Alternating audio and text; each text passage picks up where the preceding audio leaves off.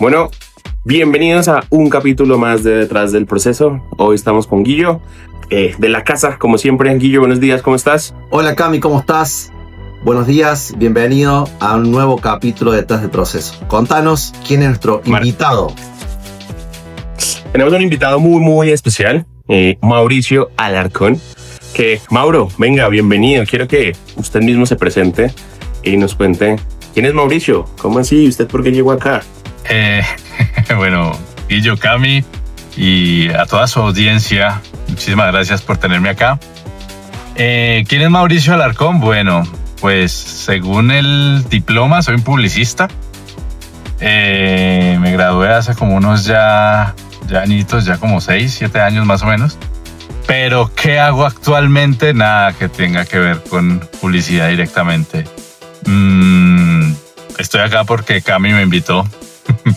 El resumen, la respuesta larga es porque con mi hermano tenemos una empresa propia hace 15 años, más o menos. Y ha sido un trabajo arduo, con las uñas, con lágrimas, con risas, pero acá estamos. Espectacular. Oiga, Mauro, entrando justamente en eso que dices de tenemos una empresa con mi hermano. Hablemos de Fuel Car Magazine, ¿no? Que es importante que al final también todo el mundo sepa. Hace 15 años nace esta maravillosa revista y digamos todo lo que ustedes vienen haciendo, este proyecto que de verdad es muy importante. Quiero que hablemos un poquito de este origen, ¿no? ¿Esto cómo nace? Esto fue... ¿Qué tan planeado fue? ¿Cómo nació la idea? ¿De quién fue la idea? Exacto, ¿cuál fue el génesis de Fuel Car Magazine? Listo. A mí me encanta contar esta historia. No todo el mundo la sabe, porque pues obviamente uno no se la pasa diciéndole mucho gusto. Tengo una empresa hace 15 años, así nació. No. El génesis es muy bacano porque yo siempre la arranco con una frase de Albert Einstein, si no estoy mal, si la memoria no me falla, y es que de la crisis nace la inventiva. La crisis lo obliga a uno a moverse y a inventarse cosas, literal. ¿Y qué pasó? En esa época yo estudiaba en la universidad, yo estaba como en 6º semestre más o menos de publicidad, y mi hermano estaba trabajando para una multinacional. Esta multinacional desafortunadamente fue afectada, no sé si ustedes se acuerden, la crisis mundial que hubo en el 2008 de la burbuja inmobiliaria en Estados Unidos, que no afectó tanto a Sudamérica, pero sí afectó mucho a empresas multinacionales precisamente. Entonces, mi hermano fue afectado por eso y la empresa hizo recorte de personal y entre ellos la cabeza de mi hermano rodó. ¿Cuál es el problema ahí? El problema es que el 70% de los gastos de la casa venían de él, 1. 2, él recién hacía como 6 meses había comprado su carro nuevo. Entonces lo estaba pagando, lógicamente, porque pues diría que el 95% de los casos de compra de carros en Sudamérica, más que todo, la gente se endeuda. Y nosotros no fuimos la excepción. Entonces mi hermano estaba feliz porque estaba estrenando carro, pero ¡pum! Llega ese golpe de realidad. ¿Qué pasa? Con la compra del carro, aun cuando todo estaba perfecto, mi hermano sintió esa goma. Entonces acá en Bogotá por lo menos hay algo los jueves, y es que los jueves se reúnen todos los clubes de carros. Se reúnen todos los gomosos de carros, si no hay piques en el autódromo, se reúnen en una bomba de gasolina, las motos también tienen sus encuentros, todo pasa los jueves en la noche acá en Bogotá. Y con mi hermano en esa época, el recién lanzado Aveo, no sé si se puedan decir marcas, perdón. Sí, adelante. Acá. Adelante. El recién lanzadito ese carro, entonces claro, los gomosos del Aveo se comenzaron a reunir y mi hermano fundó el Club Aveo Colombia, el primer club de Aveo oficial en el país de aficionados. Yo sé que hoy en día en las redes sociales le dan palo al pobre carrito, pero créame que cuando salió ese carro era la goma. Era lo máximo. Entonces se reunían y claro, mi hermano todos los jueves ahí, y él ya venía como que, oiga, quiero hacer algo con el carro, quiero hacer algo con los carros. Tal vez como que una revista de clubes de carros puede ser, no sé, quiero meter lo que yo sé hacer. Bueno, acá dentro del contexto también abro paréntesis, ¿quién es mi hermano? Porque es la segunda parte, el otro 50% de Fuel. Él es también publicista graduado y él sí trabajó en la agencia oficialmente y muchos años trabajó en agencias de publicidad, llegó a ser director creativo de agencias muy reconocidas y ahorita último, en la parte de la historia en la que voy, él estaba trabajando ya como in-house de la multinacional que les digo. Entonces él ya tenía mucho bagaje, mucha experiencia, por lo menos en publicidad. Luego sí, él quería como que involucrar su talento con su pasión por los carros, esta pasión emergente que le dio el comprar el primer carro, su primer carro. Entonces ahí venía, pero nada pasaba, hasta que llegó la crisis.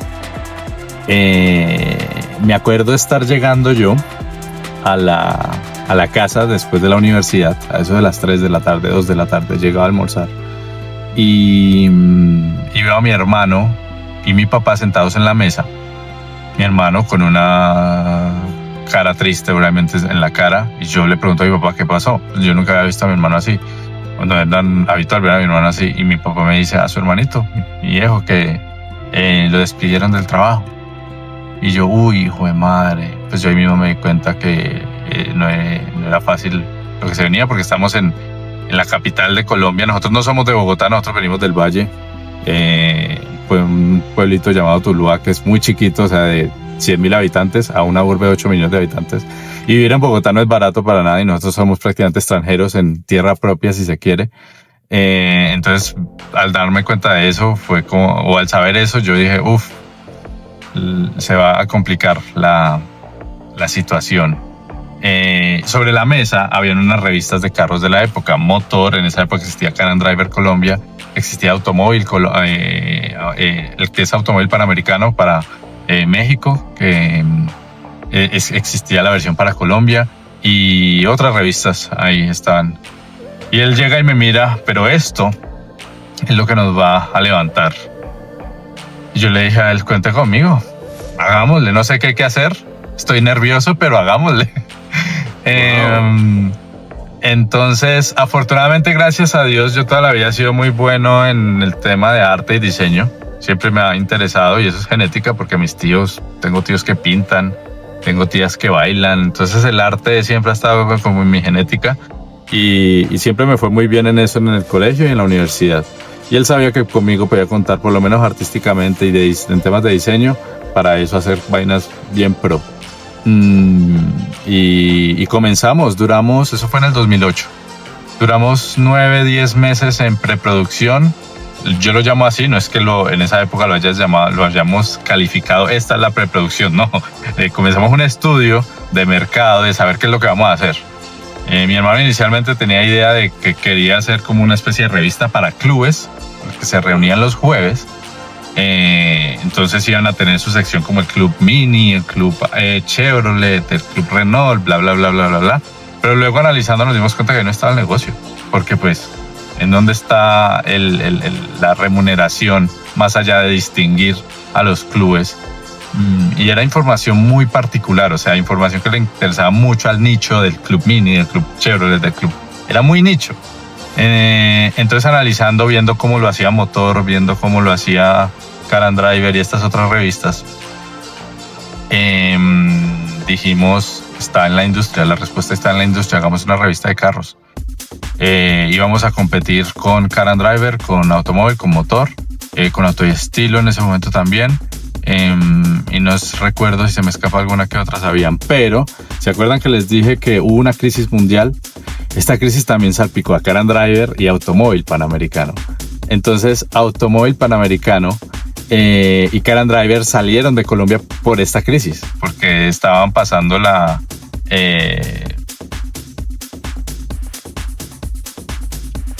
Aguántame un segundo, que está entrando una llamada de mi papá. Esto no es en vivo. Yo todo como que esto no es en vivo. Qué pena ahí, te va a dañar la edición. Tranquilo que se corta. No.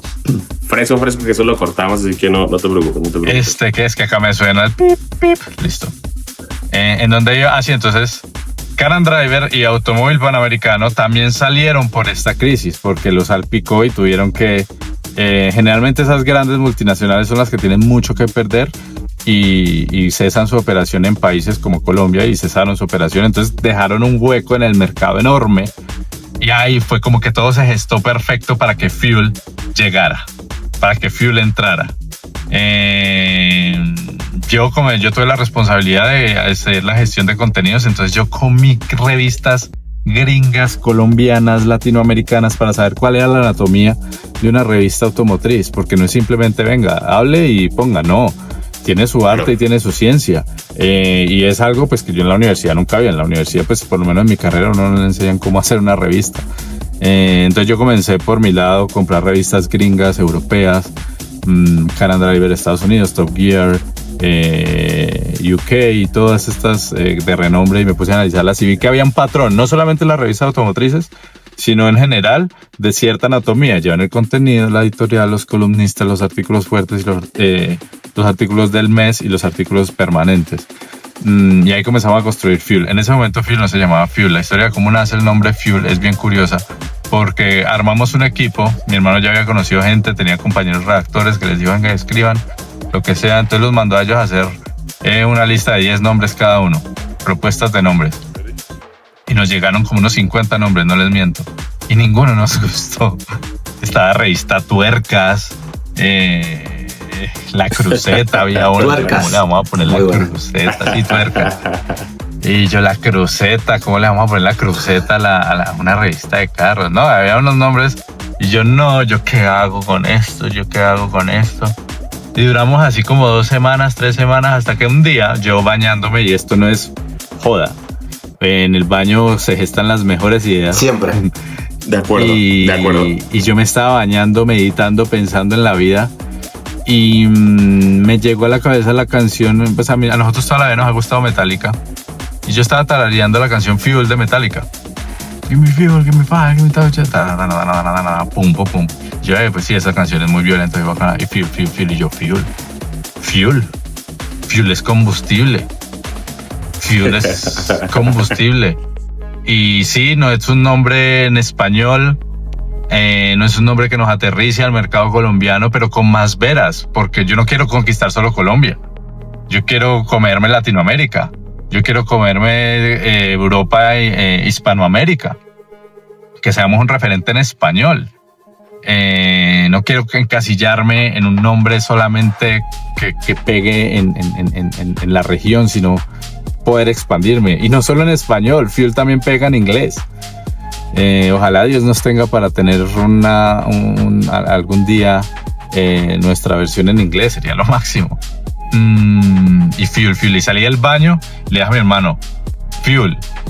Y él apenas me dijo así, de una. Ahí fue ni siquiera hubo discusión. O sea, no hubo debate, no hubo será que sí, no. Mi hermano le encantó también el nombre. Y ahí posteriormente comenzó el desarrollo del logo. Y luego lanzamos la edición 00. La edición piloto, el capítulo piloto de toda serie gringa. Esa fue nuestra edición 00, en donde cada página que iba a ir publicidad era una página en blanco que decía su pauta puede estar aquí. Imprimimos 3 ejemplares en un plotter, en una imprenta de esas de barrio, en el Ricaurte. Cami sabe de eso. Cami sabe que acá en Bogotá el Ricaurte es donde los que quieren hacer tarjetas de presentación o vainas así super light, volantes o lo que sea, van e imprimen. Y nosotros imprimimos 3 revistas súper de la forma más artesanal, si se quiere, posible, porque hoy en día ya no imprimimos así. Eso no salió de una impresora láser. No, ahorita tenemos una imprenta, gracias a Dios. Pero se imprimieron 3 ediciones, nada más. 3 ejemplares de esos existen actualmente, de la edición 00, que se usó para vender a los anunciantes, la de mostrar a los anunciantes. Eso tenía un gramaje, era gordísima, las hojas eran casi que papel bond de 50 gramos. No, eso es, yo tengo una en mi oficina. Mi hermano tiene la suya. Sí. De hecho, hay fotos de mi hermano y yo esperando allá en yo tomé fotos de ese momento. Ahí salgo yo todo niño, mi hermano también, sin pensar lo que se iba a convertir esa vuelta. Simplemente éramos 2 soñadores con ya el contenido listo, y esa fue la que mi hermano usó para mostrar a las marcas. Ninguna marca quiso ir con nosotros. Espectacular. Ninguna marca quiso pautar con nosotros la revista. Sí, muy bonita y todo. Sí, no, listo, ya, dale. Nosotros te avisamos, nunca. Todavía estoy esperando a ver si esa agencia quiere estar con nosotros. Nunca nos avisaron. No los conoce ni la mamá, les dijeron. Exacto. No, pero ¿Qué hizo mi fíjate hermano? vos que aún así, Maurito, y escuchándote, y quiero hacer doble clic en algo antes que sigas, tenías el mindset global del paso 1. ¿Es así? O sea, tenías ese mindset desde el paso 1. ¿Qué es lo que te llevó a pensar de una al margen de analizar qué patrón tenían en común todas las revistas mundiales, porque me contabas de revistas europeas, gringas? ¿Qué te llevó a pensar desde el día 1 en algo global, o algo posiblemente global? Yo siempre he sido muy metódico en todo lo que hago. O sea, a mí no me gusta hacer cosas por hacerlas. Eso ya muy personal. No estoy diciendo que sea la base, no quiero ser un ejemplo, no quiero sonar como si quisiera ser un ejemplo. Si les sirve de referente, buenísimo, pero a mí no me gusta en todo lo que hago hacerlo por hacer. Cami, que me conoce un poco más, sabe que yo me dedico mucho al deporte. A mí también me gusta hacer mucho deporte. A mí me gusta correr puntualmente. Yo no corro por correr. A mí me gusta ser mejor cada vez. O sea, a mí no me gusta reunirme con clubes de running. No, yo tengo un entrenador propio. Ahorita no estoy corriendo porque estoy súper lesionado, pero siempre me ha gustado. Pues, pucha, hagamos esto con propósito. Obviamente, cuando se trata de una decisión de vida, prácticamente, que es hacer la empresa familiar, no iba a ser la excepción. Y yo, o sea, le quería dar el profesionalismo que yo puntualmente, y eso sí quiero ser muy claro, la universidad a mí no me enseñó eso. A mí la universidad no me dijo, no me dio pautas sobre cómo comenzar empresa, sino fui yo propiamente. Yo no quise sacar lo que se me ocurriera y me naciera del corazón, ¿no? Yo hice por eso yo lo llamo como que una temporada de preproducción, porque analizamos, yo busqué, o sea, épocas en donde yo comí revistas, en el 2009, comí todo lo que ustedes se puedan imaginar, revistas de moda. Me di cuenta de que la edición de septiembre en las revistas de moda, por ejemplo, es el diciembre de todas de muchas empresas para las revistas de moda. Es la edición de septiembre, y uno ve y todas las ediciones, enero, febrero, marzo, son más o menos así de anchas, y la edición de septiembre de las revistas de moda es un mamotreto de 500 páginas, gruesa. No recuerdo bien por qué. De hecho, hay hasta un documental que se llama September Issue, que cuentan cómo Vogue hace su edición de septiembre, y la comienza a hacer desde enero. De hecho, desde enero comienzan a trabajar. O sea, ahí uno puede ver imágenes a Anna Wintour, la ex editora en jefe de Vogue, fácilmente rechazando una sesión de fotos de $50,000 que se hizo en África. La vieja revisándolas ahí en su escritorio, y dijo, no va. O sea, una fucking sesión de fotos de $50,000, y la vieja le dio el juego de sacarla en la revista. Entonces sí, aprendí mucho, y mucho de esas, que no es el mercado mío, porque el mercado mío son los carros, pero es el mercado editorial al fin y al cabo, y me di cuenta de muchas cosas, de muchas vainas que traté de implementar inicialmente. Obviamente, la primera edición de Fear, si me lo preguntas, a mí no me gusta. La edición 00 menos, la edición 2, no, pero la evolución que ha dado de eso es que realmente cuando uno aprende a cocinar, su primer plato no es el mejor. Claro. El mejor viene a ser con la práctica, con los años. Y eso se nota. Para mí en ese momento era lo máximo. Yo no podía creer lo que estaba haciendo. Pero ya cuando uno evoluciona y alcanza cierto nivel, entonces sí, yo siempre quise impregnarle ese profesionalismo, si se quiere. Y siempre he querido, en todo lo que hemos hecho, así se demore más. A mí nunca me ha gustado creerle a la cantidad, sino más bien a la calidad. Soy más creyente de eso. Oiga, Mauro, venga, es espectacular. Y pensando en esto, porque fíjate que llegas a tocar algo muy importante, y es, al final esto es consistencia, ¿no? Es, tú haces un plato y ahora el siguiente, y práctica, y como dicen por ahí, la práctica va a ser maestro, ¿no? Pero en este proceso en el que Fuel iba andando, versión 1, 2, 3, o edición 1, 2, 3, 4, ¿cuál fue ese momento para ti, desde lo personal, en el que tú dijiste, oiga, no, esta vaina sí puede ser un negocio? ¿Cuánto tiempo pasó desde esa 00 hasta que tú, desde lo personal, dijiste, no, esto sí puede ser grande, esto puede ser enorme? No, o sea, siendo muy sincero, desde el momento cero. Cuando mi hermano me la pintó, desde ese momento yo supe que esto tenía que ser grande. A esto le teníamos que apuntar, no importara lo que pasara. O sea, mi hermano me lo pintó como sigue siendo hasta el día de hoy, como no hay un plan B. No hay un plan B en la vida, mi rey. Exacto, no hay un plan B. Es esto o nada. Es todo o nada. Exacto, y hasta el día de hoy lo sigue siendo. Para mí no hay un plan B. Y desde que conozco a Cami, ¿hace cuánto nos conocemos? Hace como unos 10 años, 8 años, no sé cuánto. Yo creo. Sí. No he tenido plan B, él no me conoce haciendo otra cosa. No hago otra cosa. Y cuando comenzamos la revista, como les decía ahorita, no teníamos un solo pautante. Y si uno no está convencido en ese punto en el que estás trabajando gratis, en el que estás haciendo las vainas gratis, entre comillas, en el que estás siendo todavía sostenido por tus papás, si en ese punto tú no crees que eso te va a dar, es fácil tirar la toalla. Es fácil tirar la toalla. Uno está ahí es convencido en una visión. Y yo estaba convencido en que el mercado no lo podía manejar solamente una revista en Colombia. Hay espacio para más revistas. Y aun cuando esas revistas, o aun cuando esos, esas otras voces tienen un músculo económico el triple, 10 veces el tuyo, tú les puedes pisar los talones. Y así lo hicimos. Hoy por hoy pues estamos en el top of mind de la gente. Ya cuando uno sabe que lo ponen en grupos de Facebook a debatir sobre lo que uno escribe, sobre lo que uno hace, uno ya sabe que ya está haciendo las cosas bien. Ya yo por ahí me encuentro, me mandan links de vea lo que pusieron de ustedes y eso es bacano. Cuando comienzan a hablar de uno bien, ojalá, y pues inevitablemente mal, porque cuanto más uno crece más, cuando el árbol da frutos, le tiran piedras, dice por más ahí. Piedra le dan. Dicho. Así y sí, es. inevitablemente con eso llegan. No es el core de nuestros comentarios, porque gracias a Dios tenemos una favorabilidad, como una recepción del 98% bien. pero siempre salen, y eso igual quiere decir que estás haciendo las cosas bien, que vas por buen camino.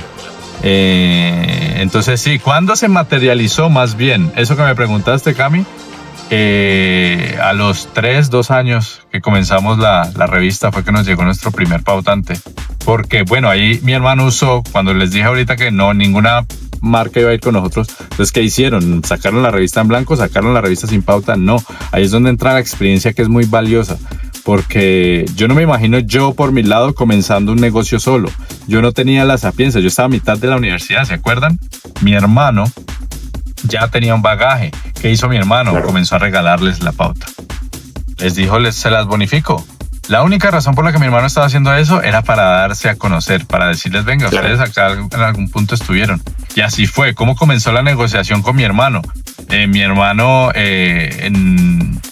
primero, ya comenzamos a tener ese ruido, esa constancia. Dijeron, oiga, si esto no es un experimento de 2 pelados, no, vea, invitémoslos a los eventos. Y fue Chevrolet la marca que nos invitó. Esto no es pauta, esto es invitación nada más. Nos invitó a un evento. Y estamos hablando de épocas en donde no existían redes sociales, no existía Instagram, no existía Facebook como existe hoy en día, no existía YouTube como existe hoy en día. No, era súper, todo era muy a vieja escuela. Y que nos haya llegado un correo a nuestro correo, porque nuestro correo no estaba en una página web, no estaba en una red social, nuestro correo estaba en una revista, en una hoja impresa. Que nos haya llegado a nuestro correo una invitación fue lo máximo. Y ahí fue cuando mi hermano comenzó a hacerse notar y a darse cuenta de un error que cometió al comienzo a la hora de vender la pauta. Y es que todos eventualmente cometeríamos, porque nadie nace aprendido. Y es que le estaba tirando a las agencias de medios para darse a conocer, para que pautaran. Y las agencias de medios no son el cliente. Las agencias de medios son lo que el cliente les llega a ellos y ellos le recomiendan al cliente, venga, señor, yo le recomiendo que usted paute en estas revistas, en estos medios, etcétera, etcétera. Y el cliente final dice, bueno, listo, vamos a invertir nuestro presupuesto en estos medios, etcétera. En estas invitaciones mi hermano conoció al cliente final. O sea, al presidente de Chevrolet, luego eventualmente nos invitó Renault, Ford, etcétera, y comenzó a conocer a los de mercadeo directamente el cliente final. esa gente no tenía ni idea de nuestra existencia. Los únicos que sabían de nuestra existencia eran las agencias de medios. El cliente final no tenía por qué. ¿Qué hacía la agencia de medios? La revisaba, sí, muy bonita, bueno, y ya. Nunca se la presentaba al cliente. Entonces, obviamente, el cliente no tenía idea de nosotros y esa fue la oportunidad que mi hermano tuvo para presentarse oficialmente y el cliente final le agradó la idea. Afortunadamente, gracias a Dios, la industria automotriz en Colombia, en general, diría que un 80% apoya mucho los talentos emergentes y nosotros fuimos en su momento un talento emergente y nos apoyaron demasiado ya cuando nos dimos a conocer. Y ahí, ¿qué pasa? Nadie manda sobre el cliente. Entonces el cliente le ordenaba directamente a la agencia de medios, o le ordenó, en este caso fue Hyundai, nuestra primera pauta, le ordenó a la agencia de medios que pautara en Fuel. ¿Por qué? Porque mi hermano hizo la gestión con el presidente de Hyundai en ese momento. Entonces primero conquistó al cliente en lugar de querer convencer a una agencia de medios. Entonces, si en algún momento ustedes quieren dedicarse a esto, mi consejo es ataquen primero al cliente real suyo, no al intermediario. Excelente. Ataquen primero al cliente real. Y luego después ahí vino... Sí. Dímelo, Guillo. Te interrumpo un segundo porque fíjate, Guillo, que esto como conecta con otras conversaciones que justamente estamos viendo desde otras industrias, ¿no? Porque a veces pareciera que esto es exclusivamente de este sector, de este gremio, únicamente para la industria automotriz, pero en realidad, Mauro, justo esto que nos estás contando está súper bueno y hace mucho sentido conversaciones que estamos teniendo y que hemos visto, digamos, en otros capítulos también, donde justamente esos fue parte del secreto de muchos otros, de no quedarse únicamente con la primera foto que te ponían, ¿no? O con el primer contacto que te ponían, sino qué hay detrás, quién está en el fondo, cuál es el otro tomador de decisión que todavía no conozco, cuántas veces me tienen que decir que no, las que me tengan que decir hasta que pueda llegar allá, ¿no?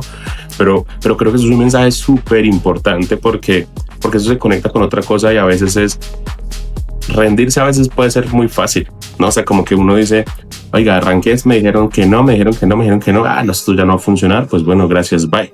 Pero en este caso, fíjate que, y así lo interpreto yo, no sé también cómo lo interpretas tú, Guillo, pero un poco lo que nos está contando Mauro es, oiga, detrás de este proceso y detrás de todo lo que pasó en esta transición en Fuel, pues hubo muchas puertas cerradas, hubo gente que no creía, gente que sí creía pero no tenía cómo, gente que quería ayudar pero no sabía cómo, hasta que finalmente encontraron la puerta correcta. Pero en ese in-between, llamémoslo así, alguna vez pudieron haber pensado en, oye, esto no está funcionando, o sea, esto creo que no era una buena idea, creo que esto pues no va a funcionar. Y yo creo que ahí es donde uno como emprendedor o como sí, empresario que está en este mundo, tiene que tomar una decisión y eso, continúo o definitivamente tiro la toalla acá, ¿no? Y paro porque pues no, ya me han dicho suficientes veces que esto no jala. Wow, realmente es así como lo percibí, Cami, pero creo que hay una cuestión algo que yo hice mucho hincapié cuando Mauricio contaba, que es el mindset, que por ahí es el que tiene que ver con algo que veía mucho más allá del no, el primer no. Yo creo que un sinnúmero de empresas ha pasado por esta situación en el cual, bueno, tenemos casos que son muy famosos. Oprah Winfrey, no sé cuántas veces ella intentó lanzarse con sus modelos de televisión y 1000 veces recibió nos, hasta que en un momento, porque ella creía en algo que iba mucho más allá del primer no. Creo que ahí es súper importante entender cuál es la gasolina de cada uno. Esto, en caso mío, en muchas cosas que hago, tiene que ver con la pasión de lo que yo hago y que no lo hago sola y puramente por una cuestión del resultado hoy, sino a largo plazo y entender que el mundo en algún momento va a convalidar este valor que estoy dando. Y ahí tiro esta pregunta para vos, Mauri. Primero es, ¿cuál es tu gasolina actual para lo que viene?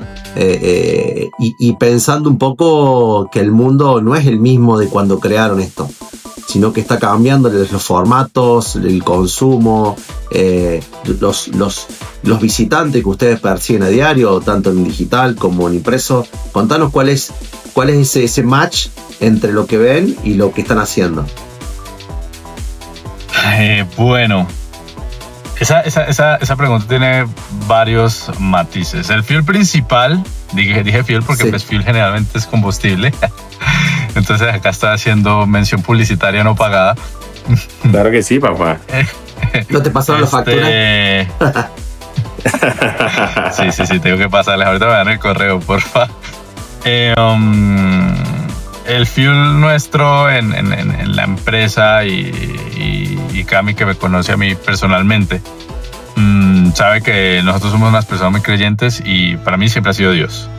Dios es el motor y el impulsor principal y el que me ha hecho entender y ver que esto que estamos haciendo es de Él y es para Él y es un sueño que nos puso y nosotros somos simples administradores, si se quiere. Ese es un matiz como el principal ya en tema personal. Ya en tema global y empresarial, para mí lo que más me motiva es que es la gente, realmente, es tener la capacidad y la responsabilidad, es ese poder de ser un medio de comunicación y de cambiarle la vida a las personas, literal, a no sé cuánto sea la comunidad. Nosotros comenzamos con 0 y hoy en día somos casi que entre todas las redes como 500,000 personajes que nos siguen. Es tener la posibilidad de cambiarles con una noticia, con un post, con una publicación, la vida a la gente. Es eso que cuando ustedes abren Instagram y leen algo, ahí ya ustedes no se dieron cuenta, pero ya les cambió la vida. Ya les puso a ustedes algo que pensar, una posición que tomar. Si son de los que comentan, van a ir a comentar. Si no, pues se quedarán con eso durante el día. Entonces es ese poder, es lo que a mí me motiva, me gusta. Hay una anécdota muy bacana que hubo hace unos años y ahí nos dimos cuenta del poder que nosotros como medio podemos tener. Y somos un medio pequeño, entre comillas, porque somos un nicho automotriz. Pero en Colombia hubo algo que no ha sido ajeno a muchos países en Latinoamérica y es el tema de Uber versus taxistas. Y hubo una época en donde los taxistas estaban sonando a los Uber, pero mal. O sea, estaban pidiendo servicios para dañarles los carros, para matarlos incluso.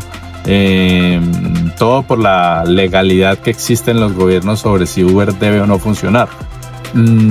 Yo soy usuario de Uber, mucha gente lo es y a mí siempre me ha parecido un servicio de mayor calidad que el de los taxis. Y pues como usuario y al ver que la gran mayoría de personas apoyaban en los comentarios y se sabe, pues eso no es ciencia, por lo menos en Colombia, se sabe que la gente prefiere Uber sobre los taxistas por no tanto por el buen servicio de Uber, sino por el mal servicio de los taxistas. Nosotros internamente en la revista comenzamos una campaña de presión frente a los taxistas. Dijimos, no puede pasar que esta gente esté haciendo y deshaciendo y están siendo muy injustos. Y comenzamos a darle el apoyo a Uber al punto en el que dijimos diariamente vamos a poner una noticia en pro de que deje mal parados a los taxistas versus que deje bien parado a Uber. Y comenzamos y luego otros medios se sumaron y llegó un punto en donde literal, o sea, teníamos a todas las redes sociales y toda la gente comentando a favor de Uber y en contra de los pobres taxistas, y a los taxistas se les cayó el discurso que tenían y tuvieron que dejar de molestar y tuvieron que dejar porque todos los medios, o sea, comenzando por nosotros, estábamos haciéndoles literal una sonada. Entonces yo me puse a pensar, juepucha, ¿qué poder tienen los medios de comunicación? ¿Qué responsabilidad tenemos a la hora de volcar la opinión de la gente? Y si eso se logró desde un medio entre comillas pequeño, no me imagino cómo es un medio gigante. ¿Cómo pueden, eso que dicen que un medio puede poner un presidente, es totalmente cierto? Llámese televisión, radio o revista o prensa. Es muy cierto, porque puede llegar personas malintencionadas a estos cargos y comienzan a apuntarle a un lado ignorando el otro. Ya obviamente pues entra en el juicio de cada quien tomar partido, pero eso es lo que a mí me motiva. O sea, a mí me gusta tener ese, bajo cierta responsabilidad, lógicamente. En Fuel, todo el mundo lo sabe, siempre hemos sido muy objetivos, nunca hemos tomado partido de nada y siempre hemos tratado de mostrar las cosas tal y como son en el tema de automotriz, y al final es la gente la que decide si le conviene o no le conviene el carro. Yo siempre en los videos en YouTube digo, vea, el carro es así, el carro es así, si a usted le gusta bien y si no le gusta también. Al fin de cuentas su plata. Y yo no me voy a meter con su plata. Igual, y si usted se quiere meter en el carro, hágale. Claro, sea igual, feliz. Vos sabés que veo que algo que decís siempre es que estás pensando mucho en la gente, en tu oyente. Y algo que me pasa a mí es que, aunque no, de algún modo, marcas postura. Esa marcada de postura frente a Uber contra los taxistas. Sí. Ese marcado de postura tiene que ver con algo que es estratégico, es algo que nace, es algo que porque la controversia genera también resultados. O sea, inevitablemente esto genera resultados. Y yo muchas veces digo a Cami y leo en nuestro podcast, tratamos de ser correctamente o políticamente correctos y por ahí no generamos muchas controversias, pero digo, estas controversias y esto de tratar de conectar con la gente, ¿fue pensado hacia tu público en función de la forma de ser o tiene que ver con el verdadero Mauricio atrás de Fuel? Esa pregunta es muy buena, Guillo, y no mucha gente piensa en eso. Pero una marca es un ente. Una marca es una, llamémoslo, no lo es directamente, pero pongámosle un adjetivo, es una persona. Y yo soy de los creyentes, y alguna vez un profesor me enseñó eso y me quedó marcadísimo, que no hay nada más chévere que una marca con carácter, que una marca con su postura y sus ideales definidos. Hoy en día con todo el tema woke y All Lives Matter y muchas marcas tratan de ser así como políticamente correctas. Entonces vemos que en junio se ponen el arco iris y celebran tales cosas simplemente para agradar a todos. Pero hoy en día, con el pasar de los años, por ejemplo, este año ha sido el año en el que menos ese tipo de acciones se han visto, porque las marcas ya entendieron o se están dando cuenta que una marca necesita carácter y una marca no debe ser gris. Una marca debe creer en blanco o en negro. Punto. Claro. Así como hay marcas que apoyan los movimientos LGBT y All Lives Matter y todas esas, pro-Palestina, etcétera, también es sano que existan marcas que apoyen lo contrario. Obviamente desde una vía del respeto, desde un marco del respeto y de la tolerancia, lo he dicho. En el caso de Uber, por ejemplo, yo soy usuario de Uber. Mi posición moral, ¿cuál era? Pues, parce, esta gente, un taxi en Colombia, si uno lo toma, esa gente es a donde ellos quieran, porque uno les dice, vamos a este lado, no, yo por allá no voy. Eso es algo muy local, Guillo, tal vez, no sé si eso pase también allá en Argentina, pero sí, uno coge acá un taxi, no, yo por allá no voy, yo por allá. Entonces el servicio es pésimo, el trato es pésimo, ponen la música que les dé la gana, que andan a la velocidad que quieren, etcétera, y llega un servicio alternativo en donde, buenas tardes, ¿cómo está? ¿Te interesa alguna emisora en específico? ¿Hacia dónde vamos? Claro que sí, lo trata uno bien, y vemos que esta gente le está tirando hate al otro servicio, un servicio que yo tomo. Entonces, desde mi moralidad, yo lo evalúo, y pues como estoy en esta posición en donde puedo influir en la opinión de la gente, tomo esa postura. Obviamente, esto es un arma de doble filo. Es como un cuchillo sirve o para cortar pan o para matar a una persona. Cada quien decide cómo lo va a utilizar.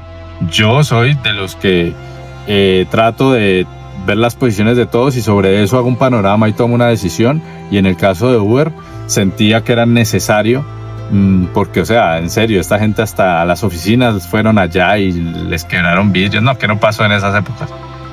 No ha vuelto a ocurrir un caso igual. Sí hemos tomado posturas muchas veces, nosotros hemos sido muy arriesgados y hemos confrontado ciertas posiciones un poquito más locales. Digamos, una campaña hace unos años que Mazda, hubo un medio de comunicación, no voy a decir el nombre, pero tenía un programa muy famoso y sacó un video hablando de que Mazda era el peor carro del mundo. el Mazda había sacado 0 estrellas en Latin o en Euro NCAP, no me acuerdo, entonces que esos carros no debían comprarlos, que yo no sé qué, y nosotros, este medio ni siquiera era de carros, era un medio masivo, era un medio masivo de comunicación colombiano muy famoso, y todos dentro de la industria, porque estos están diciendo esto, muestra, a ver, comencemos a analizar, vimos los resultados, sí, en efecto el Mazda salió, el Mazda 2 sacó 0 estrellas, pero ojo que ese Mazda 2 no es el que se vende acá en Colombia. Entonces usted está diciendo que lo está vendiendo como si ese fuera el Mazda 2 que se vende en Colombia. Y la gente lo tomó así, entonces le comenzó a echar caca, perdón la expresión, a la marca. La marca sacó un comunicado explicando eso. Yo dije, no es suficiente con la marca, vamos nosotros a hablar. Nosotros hablamos, hicimos un artículo, ese artículo fue viralísimo, tuvo como 1000 comentarios. No, porque obviamente la gente le gusta, no sé por alguna extraña razón, pero la gente en redes sociales le gusta tirar odio. Sí, y el morbo y tirar odio, le gusta hablar mal. Entonces cuando llega alguien y se presenta y dice, no señor, no todo es como se lo pintan, al punto en el que este show, o sea, llegamos y demostramos, porque somos un medio especializado, y no solamente nosotros, otros medios también hablaron del tema, mostramos nuestra posición y demostramos que en efecto ustedes están equivocados. Hablamos de este medio que sacó sin hacer las verificaciones respectivas. Les tocó sacar un video pidiendo, haciendo la rectificación y dándonos la razón. ¿Por qué qué? Porque sí, o sea, tampoco se puede ser irresponsable en este tema. Y ahorita puedo decir, a mí cada ratico, ya hablando un tema muy personal en mis redes sociales, todo el tiempo me preguntan, Mauricio, ¿qué carro compro? ¿Cuál me recomienda? Estoy pensando entre esto y esto. Y a mí me dicen, haga videos sobre eso. Yo no lo puedo hacer. Yo me siento con ustedes internamente, no acá en el show. Me siento con ustedes me preguntan, hey Mauro, estoy pensando en comprar tal carro. Yo les puedo decir cuál, pero yo públicamente no puedo decir cuál. ¿Por qué? Porque donde yo llegue a decir, primero, soy un medio de comunicación. Segundo, como medio de comunicación, pues mi voz es muy escuchada y de mí puede depender que le vaya bien o que le vaya mal a un carro en ventas. Entonces yo no soy quien para públicamente expresar, a menos que ya los datos sean muy contundentes y haya salido, mejor dicho, que el carro es un desastre, que el carro tiene llamados a revisión y que aún así no los están vendiendo acá como si fuera la gran berriondera. Ahí sí yo, pero eso no hay ningún modelo así de ese tipo acá en Colombia. Ahí sí yo podría decir, oiga, no, este carro es un desastre. Pero yo nunca puedo recomendar públicamente ninguna marca por encima de otro, jamás, porque eso hace parte de mi responsabilidad. Habrán otros y entre la moralidad también, eso ya es personal. Habrán otras personas u otros medios que quizá lo hagan, pero por lo menos desde Mauricio Alarcón y desde Fuel nunca van a ver que nosotros públicamente recomendemos A versus B. Jamás. Oiga, Mauro, hay una cosa que está súper, de verdad, a mí me encanta un poco todo lo que está diciendo, y hay una cosa detrás de esto, y es que en todos los procesos siempre hay algo que dejar al lado, siempre hay algo a lo que tenemos que renunciar, ¿no? Y hay un capítulo por ahí que es el costo de construir, ¿no? Que está bueno para que luego todos los que no lo han escuchado lo escuchen. Y habla justamente de lo que uno tiene que dejar al lado. Desde su caso, Mauro, a nivel personal, ¿cuáles han sido sus sacrificios que has tenido que poner tú sobre la mesa durante este proceso de construir Fuel y construir también pues la marca de Mauricio Alarcón? Porque ojo, eso a veces la gente no habla de eso, pero en realidad, y lo veíamos en otros contextos, y no solo es a nivel de dinero o cuánto te cuesta construir esto a nivel económico, sino lo que hay detrás, la familia, las relaciones, la novia, los amigos, dejar de hacer esto, dejar de irse, ¿sabes? Como que desde tu lado, ¿cuáles han sido esos tres, entre comillas, no sé, tres importantes cosas que para ti has tenido que dejar a un lado y que ha sido parte del proceso de construir lo que es la marca y tu marca personal también? Bueno, no sé si sean tres, simplemente voy a mencionarlos, lo que se me viene ahorita a la cabeza, que las tengo muy presentes, y es definitivamente tiempo de calidad. Lo que más he tenido que sacrificar ha sido tiempo de calidad con mis seres queridos, con mis relaciones interpersonales, porque cuando uno es empleado o trabaja para alguien más, pues uno tiene sus horas, ¿verdad? Tienes vacaciones, tienes ya su tiempo medido, ¿cierto? Pero cuando uno es emprendedor, uno no es emprendedor de medio tiempo. Y uno le toca como hoy domingo, estar dándole. Hoy domingo pueden estar lanzando un carro en mi caso y toca moverse y toca escribir y toca tener todo listo. Entonces, y más cuando uno está comenzando. Ya cuando la empresa coge vuelo y medio el avión del negocio se le levanta las llantas para comenzar a volar, ya uno tiene un poquito más de flexibilidad, pero al comienzo no. Al comienzo tuve que sacrificar y he tenido que sacrificar tiempo de calidad con mi papá, con mi pareja, con mis seres cercanos, con mis amigos, mientras todos pudieran estar celebrando cumpleaños o saliendo o haciendo X cosa, uno se ha tenido que estar velando por la salud de su negocio, porque es que hablamos, sí, que Fuel le llega a tantas personas al mes, impacta la vida de la gente, sí, pero hablemos de la gente que hace parte de Fuel, del equipo que lo constituye, porque no solo somos mi hermano y yo me tengo que levantar todos los días y pensar cómo a final de mes voy a tener para pagar esa nómina, voy a tener para compensar el trabajo que esa gente me está ofreciendo, y es una responsabilidad, es un peso enorme, y a mí me encanta trabajar bajo presión. O sea, los gastos mensuales de un empleado o de una persona que trabaja para alguien más no se comparan con el de ya cuando uno monta su empresa. Pero es bacano el riesgo, o sea, le da uno un propósito diario, mensual, semanal, por el que moverse, por el que activarse. Y no hay plan B. Sí. Y no hay plan B, digamos. Sí, exacto, no hay plan B. Entonces sí, eso sería ya lo que es el precio que hay que pagar. Afortunadamente a nosotros nos pegó jóvenes, como hablábamos ahorita, hay muchos casos igual el emprendimiento llega a cualquier edad. O sea, Henry Ford quebró como 20 compañías antes de montar Ford. Y lo montó cuando tenía como 56 años. O sea, el man disfrutó poco los frutos de su negocio, pero nos dejó la línea de ensamblaje que hoy en día todas las marcas lo hacen. Eso es un gran aporte a la industria.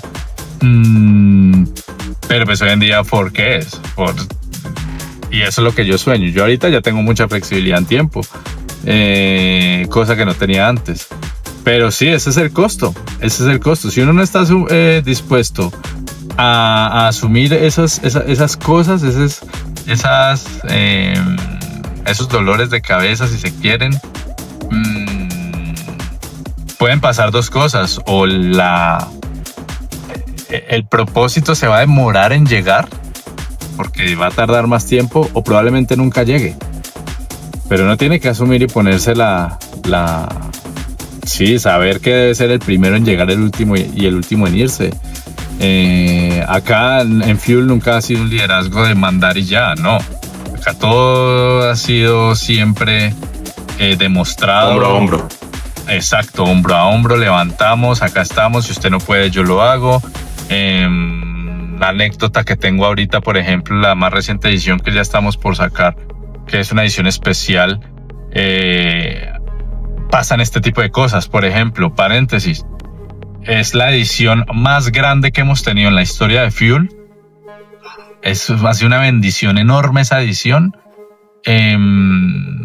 Nunca antes, es la edición número 74. Ninguna de las 73 anteriores ha sido así de grande como es esta, pero ha sido la más dramática, ha sido la que más gente nos abandonó, ha sido en la que pasaron 1 millón de cosas. Ha sido la más difícil de hacer. Y yo, pero pues es algo que yo ya he hecho por 15 años, porque ahorita se volvió tan complicado un momento a otro. Bueno, claro. Rey, es el precio que tiene que pagar, es el precio, llámelo vida, llámelo karma, llámelo lo que sea, pero si a usted yo le puse esto es porque yo sé que usted tiene la capacidad de hacerlo y de sacarlo adelante. Entonces, usted antes tuvo ediciones tranquilas en donde todo fluía, relajado, salía todo a tiempo, pero ahorita le doy a su disposición un pastel enorme, pero le estoy quitando recursos, a ver qué va a hacer. Y ya gracias a Dios en 2 semanas vamos a circular con esa edición. Se pudo lograr y quedó increíble. Ahí obviamente a ustedes les voy a mandar una copia. Maravilloso. Para que la tengan. Por favor. Firmada, por favor, Mauro. No, tampoco hasta allá no lleguemos. Mauro, viste que ahora el mundo, las redes sociales han hecho que a veces, al margen de que uno tenga una misión o una intención o un norte, a veces el mundo se mueve por métricas, por lo que funciona y lo que no. ¿Qué estás dispuesto a negociar o qué has pensado? Si, che, creo que hay algo que tengo que cambiar aunque no se acerque tanto a mi camino. ¿Qué es lo que estás viendo de esto? Que decís, puede que a lo mejor necesita correrme un poco o tenga que hacer un pivoteo en función de lo que estoy generando. Yo creo que ahí hay un 50-50. Pongo puntualmente el ejemplo de cuando comenzamos nosotros YouTube.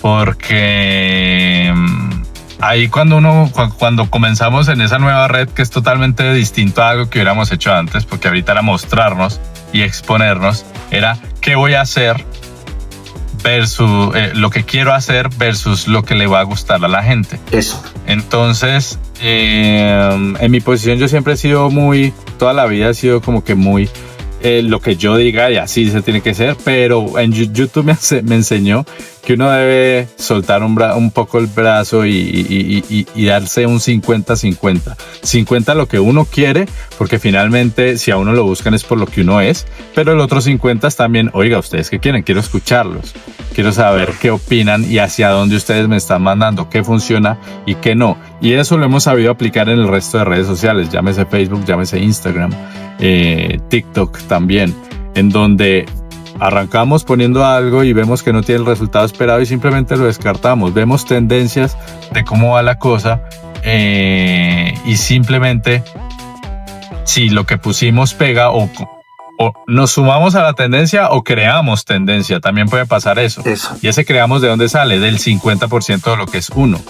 Afortunadamente YouTube ha sido muy agradecido y no tuve que cambiar mucho, pero sí la gente me ha hecho ver y he hecho correcciones y toda la vaina, pero sí mucho el porcentaje también es de uno. Entonces en ese sentido yo digo que es como 50-50. Tampoco arrodillarse, porque la gente no le gusta me he dado cuenta de eso, los contenidos regalados, cuando se pierde la esencia de lo que uno es.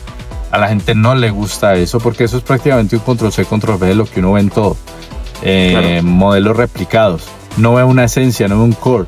Y esa esencia es lo que en YouTube y en Instagram, lo que somos, cómo somos, es lo que siempre hemos tratado de mantener. Obviamente, como les digo, escuchando y siendo receptivos a lo que el mercado también está, porque uno no puede ser necio y decir, no, así soy, es que no lo van a volver a escuchar, no lo van a volver a ver y no lo van a y usted se va a morir por quererse creer que así es. No, es de parte y parte, es una comunicación de doble vía, pero siempre muy importante teniéndose a uno, llámese uno, si uno es creador de contenidos o marca, como prioridad. O sea, finalmente por eso es que llegaron inicialmente y por eso es que se quedaron, por ser uno. Exacto. Sí, lo que les decía ahorita, la marca es una persona y la persona no puede renunciar. No hay nada más maluco que tener una persona que siempre intente agradar. Esa gente que es como que no, pero usted no es así, usted porque siempre trata de encajar en el círculo en el que esté. No, sea usted y punto. Pero pues receptivo a los comentarios de las personas. Eso es lo que, como que en resumen, lo que quiero englobar. Espectacular. Mauro, oiga, si hoy tuviera que volver a empezar con todos los conocimientos y aprendizajes que ha llevado estos 15 años Fuel Car Magazine, ¿volverías a ir a Fuel Car Magazine o harías con todo ese conocimiento otra cosa? Uy, no, haría totalmente Fuel Car Magazine y cometería los mismos errores. Aún sabiendo que los voy a cometer, los cometería, porque gracias a esos errores es que yo estoy donde estoy. Sin esos errores yo no estaría donde estuviera. Ese gráfico típico que uno ve, esa imagen típica que uno ve en Facebook que comparte la gente, como que el iceberg, y que está el mar y la puntica del iceberg es como el éxito, pero abajo se ven todos los fracasos. Eso es cierto, por más cliché que parezca, eso es muy cierto.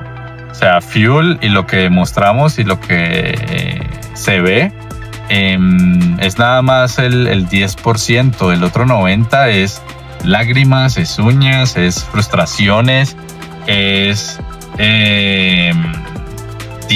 la DIAN encima. La DIAN es como la recaudadora de impuestos, Guillo, en Colombia. La DIAN es ese empleado que uno tiene al lado que no te hace nada, no te aporta nada, pero si tú no le pagas, te jode el negocio, te lo cierra.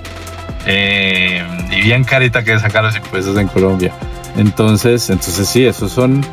Desafortunadamente no somos ese 1% que le pegamos al perro, como se dice en Colombia.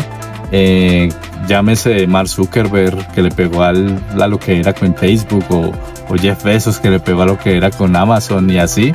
Pero al resto del 99.9% de gente que hace empresa, así es nuestra historia. Y toma tiempo, pero es un tiempo que vale muchísimo la pena. Sí. Excelente. Espectacular. Pues Mauro, gracias por traernos esta historia, gracias por ser parte de este capítulo, de abrir las puertas de Fuel, de abrir un poco la historia de lo que hay detrás, de justamente hablar qué es lo que hay detrás del proceso. Nada más que agradecerte. Una última pregunta, más que una pregunta, es un mensaje que me encantaría que todas las personas que estén escuchando y vayan a escuchar esto, que están pasando por su proceso de, oiga, quiero emprender, estoy empezando a emprender, ya tengo un negocio, o definitivamente me cansé del mundo corporativo y quiero saltar y hacer mis cosas, ¿qué les diría Mauricio Alarcón? Yo siempre he sido abogado de que hagan lo suyo. Es mejor ser cabeza de ratón que cola de león. Así, desde un negocio pequeño que facture lo mínimo al año, hasta un negocio que pueda facturar millones y millones de dólares al año, cualquiera de los dos merece el mismo respeto y necesitan lo mismo, o sea, en esencia, para emprender. Si en este momento ustedes o alguien me está escuchando y tiene todavía esa duda de es que no sé, hágalo porque no hay nada más bacano que ser dueño de lo de uno y tener el control. Si usted tiene esa capacidad, hágalo. Van a venir horas horribles, van a venir momentos difíciles, la situación se va a complicar. Nosotros en Fuel estando en Fuel recibimos propuestas de trabajo, y aun cuando estábamos sin tener un peso para pagar servicios básicos, aún así decidimos creer en lo nuestro, y hoy en día no podemos decir que estamos ya reposicionados, pero ya estamos más tranquilos, y no hay nada más bonito que ver eso, que ver el fruto del trabajo de tus manos realizarse, hacerse. Créanle a la visión. Uno no es emprendedor de medio tiempo, como lo dije anteriormente. Si la van a creer, créanle con toda. No puede ser de 9 a 5. Olvídense de eso. Ni de lunes a viernes. Olvídense de eso. Y van a sacrificar mucho, pero al final la recompensa va a ser grande. Entonces, no le tengan miedo. Crean, ármense, edúquense. Busquen mucho contexto, vean, investiguen todo lo que puedan para sacar eso ese fuego que tienen ustedes ahí en el interior, para sacarlo adelante. Fantástico. Espectacular. Fantástico. Guillo, muchas gracias por el día de hoy. Mauro, de nuevo, a ustedes, muchísimas gracias por el espacio. Gracias, Mauro. Felices de estar acá y nos vemos en el siguiente capítulo. Chao, chicos. Chao.